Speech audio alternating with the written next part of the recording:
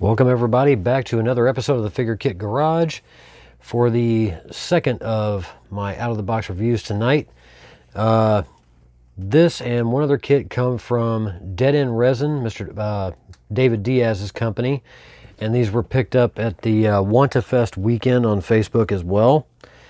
And the first of these two kits is going to be a kit called Undressed to Kill. This kit is 1/6 scale and comes in 12 pieces. And it was sculpted by Marcus DeLeo and casted by Scott Whitworth. And this kit normally retails for $175, but through the Saturday deals that David was running during Want-A-Fest, I got her for $145. And along with the other kit that I got from David, which will be next up in this review, wound up getting both kits for $227 with shipping. So as far as deals for Want-A-Fest go, I couldn't really argue. This kit I'd seen before on Facebook multiple times. David had been advertising it, and he had this one available, so I went ahead and bought the kit, and was pleasantly surprised by A, the number of parts, and B, the incredibly small footprint this thing has. It doesn't have a footprint large enough to take a large amount of space. Height-wise, might be a different story, but diameter-wise, I believe that this little base that the whole thing sits on, grab my ruler here,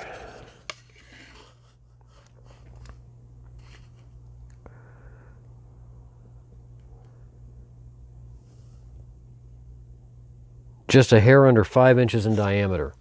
So it doesn't take a heck of a lot of room up on any shelves. So we'll take a look at all the castings. I'm going to try, operative word is try, to assemble her. I got my Quake putty out. We'll see what happens as we go. And we'll start off with the main body. And Marcus did a really good job of capturing this female in bra, panties, and stockings. If you guys have ever seen this kit fully built, the photos on Facebook, you know exactly how she's posed and exactly what she's holding in both hands. Gratuitous butt shot for everybody out there. Not a whole lot of problems on seam line work. And a little bit of putty work, some minor air bubbles and flashing, but with these kits, that goes hand in hand. The additional hair piece that will actually plug in to the right side of her head, and her hair will hang down just like so. Have to trim a little bit of flashing off of it to get it to fit just ever so properly. A little bit of putty work, but nothing major. Nothing I can't handle. I've done worse. And then we'll take a look at the lower left arm, holding a very massive Desert Eagle pistol. Detail in the pistol is really nicely sculpted. Minor mold line work down the upper part of the forearm, as well as underneath.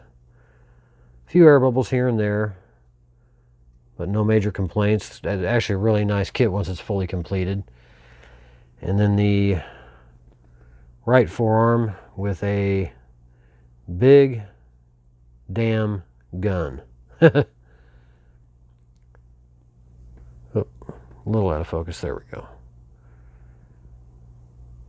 Really nicely sculpted. Detail on the gun's really incredible. You can see checkering in the grip. Nice attention to detail. And the legs, we'll have to do a little bit of putty work to get these to fit and fill properly, but I've already test fitted the parts, and it won't be that big of a problem. And then the chair that she sits on, try and back this up a little bit. There we go. Nice kind of retro looking chair. She does have a plug that will fit into the bottom side of her left butt cheek a little bit, so I'll have to probably drill and pin that just to secure her a little bit better. Little foot peg. When I pulled the kit out earlier, I saw the hole. I couldn't figure out what that was for, and then I saw this and, well, answered that question. But really nicely done. Little seam line work, no big deal. And nice checkerboard base for doing the black and white tile, blue and white, blue and gray, red and white, whatever you want to do. Options are wide open. Beautifully cast. Scott did a good job. Nice clean lines. Hopefully masking that off won't be a problem. And I believe this is supposed to be the bra strap for the left side. Is supposed to hang under her left arm, but it's not really to scale, so I'll probably wind up going with something else to fill in that void. But that won't be a problem. And then this goofy looking little guy, little Spider-Man doll of a type, pretty unique. Didn't know that actually came with it, but I'll make the most of that. A little pudgy Spider-Man doll. There we go. Sorry about the out of focus picture there for a minute. Kind of cool. So let's pull out the Quake Putty and see if we can't dry fit her together a little bit.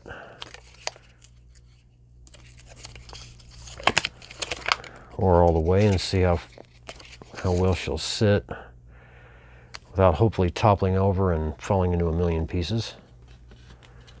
It'd just be my luck.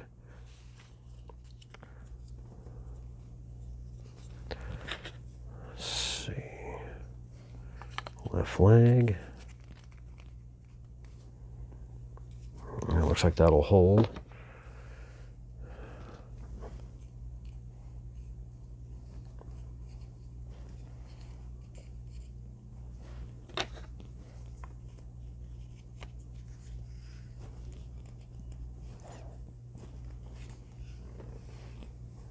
So there's the legs attached. This won't be an exact fit, unfortunately. A little bit of sanding, a little bit of trimming here and there. But what kit doesn't come with those complications? None that I've ever seen. We'll fit that in there like so.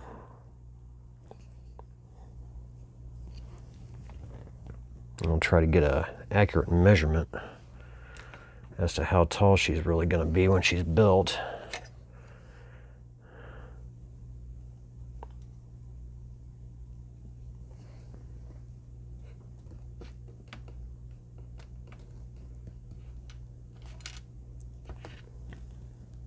Wow. Okay. Now, get that little bit of putty up here on this peg for the chair.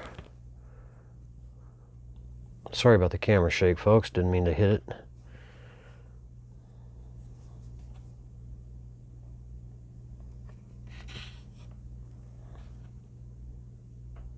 Wow, it actually works.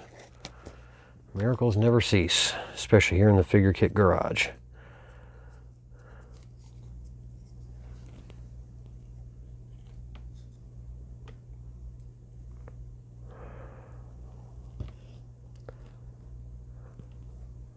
Yep, she's gonna fall on me. Try and keep her from toppling over. And there we have Marcus Delio's Undressed to Kill. And when fully completed, looking right around 12.5 inches in overall height, which isn't that bad for a 1/6 scale kit, especially of this design. Like I said, seam lines, fill and fit, everything comes with the territory. But once this thing is completed, the finished photos that I've seen of it, it's really, really a gorgeous kit. Definitely one worth having in the collection for sure. I'm glad I got it. Undressed to Kill. Get a hold of David Diaz on Facebook. I'll leave the contact info in the comments below. And I'm going to go ahead and start disassembling her, and then we'll bring out the other kit that I got from David. Really a nice overall kit. I'm really impressed with that. And there were a few air bubbles that had already been worked on before I got it, which definitely give a shout out to Scott Whitworth for trying to get some of those air bubbles filled in. But that kind of work doesn't really bother me much anymore. I got all this crap on there now, it doesn't want to come off. Just my luck.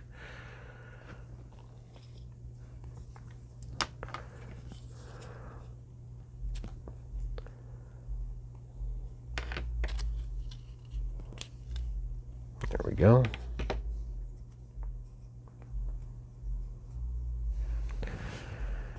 And I will have another review coming up tomorrow night. It'll be another Blast from the Past video review of two kits that Virginia and I picked up a few months ago from a gentleman that was selling a lot of his collection off on Facebook. We picked up the Vampire's Kiss and the Demoness, both from Cellarcast and both sculpted by Steve West. We got lucky with the Vampire's Kiss, as it is the artist proof. Got really, really lucky to score that one, so we'll be doing a review on those tomorrow night. So look out for those. And coming up next in this review will be the second kit that I picked up from David, and I really don't think this needs very much introduction. If you know the movie, then you know the character. It is the Tom Hardy Venom. And this kit was done by Danielle Angelosi. In one part also casted by Scott Whitworth. This normally retails for $125, but on the Saturday deals, David was doing buy one, get the other for 50% off. So I wound up getting this for 57 bucks. That was a deal I just could not pass up. And as much as I love the Venom movie, saw the right opportunity to go ahead and pick this one up. And we'll take a look at this a little bit better. The Tom Hardy, and this is based off of the movie poster artwork, one of the early movie posters that came out before the film hit theaters, and it's also the same photo that's on the Blu-ray cover. But the likeness to Tom Hardy, really nicely done. I believe this was done 3D sculpted and printed. If I am wrong, feel free to correct me. I have no problem whatsoever. But I compared the likeness to the cover on my Blu-ray, and it was a spitting image. So, you know, really nice texture in the mustache and the beard. You know, really nice skin detail. The hair detail is really excellent. The shirt detail captured very nicely, and the mold lines on this are almost non-existent. Very, very minor scenario. I'd probably scrape that off with a X-Acto knife blade and be done with it. And that's pretty much it. And then the symbiote half of this bust is unbelievable. Captured really nicely. The veining going up and through the shoulder area, through the chest. The teeth and the eye area, and how the symbiote actually drips over onto the human half of the bust. Actually really well done, and conveys the character really well. And the base makes it look like he's busting out of one of the containers that the symbiote was held in at the beginning of the film until he was introduced to Eddie Brock. But really, really beautifully cast overall, real clean. That's going to be a lot of fun to paint.